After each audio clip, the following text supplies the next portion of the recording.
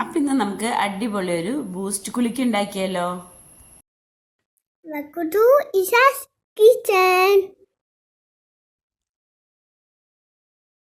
അപ്പൊ ബൂസ്റ്റ് കുലുക്കി ഉണ്ടാക്കാൻ വേണ്ടി ഞാനിവിടെ ചെറിയൊരു പാക്കറ്റ് ബൂസ്റ്റ് എടുത്തിട്ടുണ്ട്. പിന്നെ കുറച്ച് പാല്, പിന്നെ കുറച്ച് കസ്കസ് വെള്ളത്തിൽ കുതിർത്തിയെടുത്തിട്ടുണ്ട്.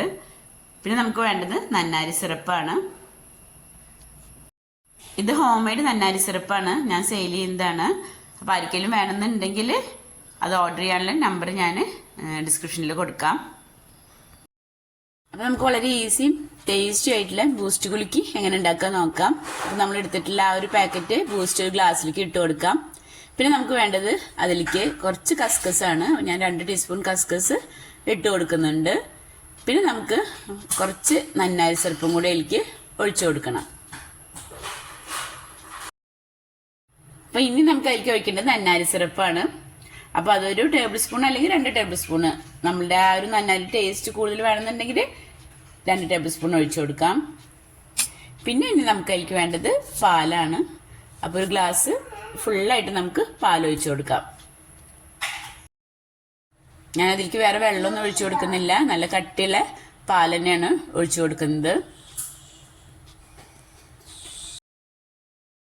നല്ല തണുത്ത പാൽ തന്നെ ആവാൻ ശ്രദ്ധിക്കണം കേട്ടോ.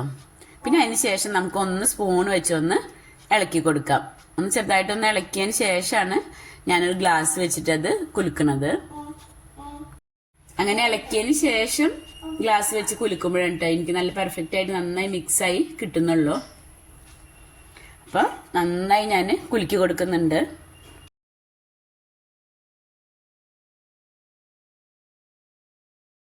അപ്പോൾ അത് ഇത്രയേ ഉള്ളൂ.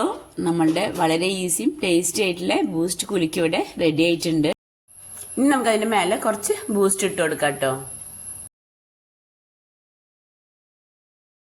നിങ്ങൾക്ക് എൻ്റെ വീഡിയോ ഇഷ്ടമായിട്ടുണ്ടെങ്കിൽ ഒന്ന് ലൈക്ക് ചെയ്യണേ. അതുപോലെ തന്നെ ഷെയർ ചെയ്യാനും മറക്കരുത് കേട്ടോ. പിന്നെ അടുത്ത വീഡിയോ ആയിട്ട് വരാം. താങ്ക്